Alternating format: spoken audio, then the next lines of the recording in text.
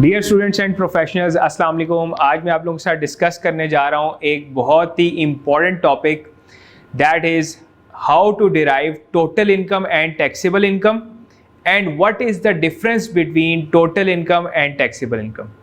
तो सबसे पहले तो हम ये समझते हैं कि बेसिकली इनकम के हेड्स कितने हैं।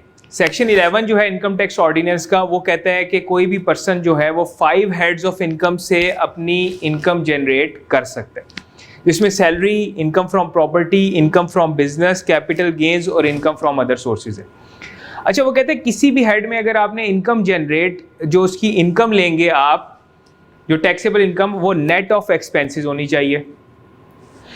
अच्छा, लेकिन सिवाय सैलरी के, क्योंकि सेक्शन 12 ये कहता है कि सैलरी में से आप कोई भी एक्सपेंस माइनस नहीं कर सकते। बाकी हेड्स में से आप जो ग्रॉस इनकम है उससे उसके एक्सपेंसेस माइनस करेंगे। फॉर एग्जांपल बिजनेस जैसे है, सेल्स आप करते हैं, वो आपकी ग्रॉस इनकम है, उसके बाद उसके जो एक्सपेंसेस माइनस कर रहे होते हैं आप, कैसे cost of sales, admin expenses, selling expenses, वो सारे आप माइनस करके यहाँ पे इनकम लेंगे।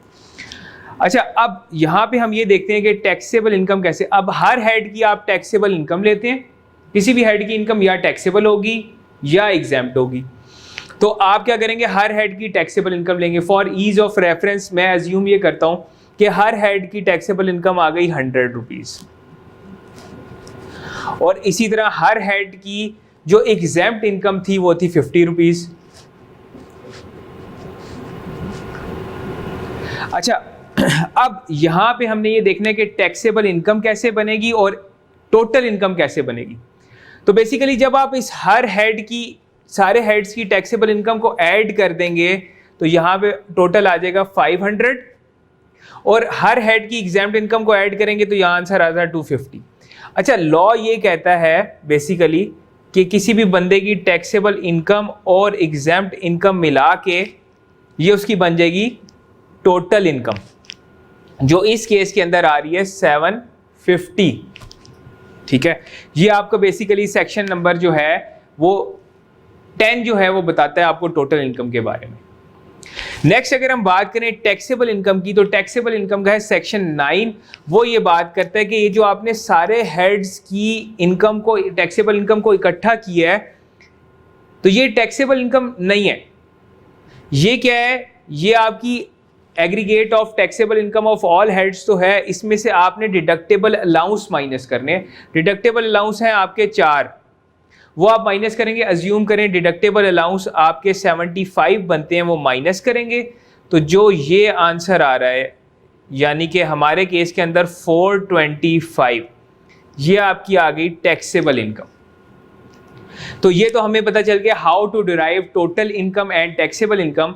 अब मैं अगर बात करूं कि टोटल इनकम के अंदर 750 जो हमारी बनी थी और टैक्सेबल इनकम जो 425 बनी है, इन दोनों के अंदर क्या डिफरेंस है बेसिकली। तो बेसिकली अगर देखें टोटल इनकम में से अगर हम माइनस कर दें एग्जैम्प्ट इनकम जो कि 250 थी, और साथ में डिडक्टेबल अलाउंस माइनस कर दें, ये दो चीजें, तो आपकी टैक्सेबल इनकम डिराइव हो जाती है। तो बेसिकली ये इन दोनों का डिफरेंस है। यानी अगर आपसे पूछे कि what is the difference between total income and taxable income, तो आप ये कहेंगे कि बेसिकली एग्जैम्प्ट इनकम और डिडक्टेबल अलाउंसेस का जो डिफरेंस होता है वो इन दोनों का डिफरेंस होता है।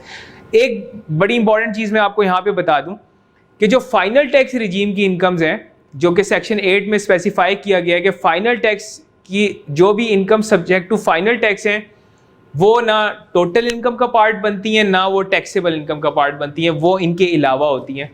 यानी टैक्सेबल इनकम में आपकी जो इनकम्स आती हैं ये उसमें शामिल नहीं होती। That's all from today. I hope you learned the video. Thanks a lot.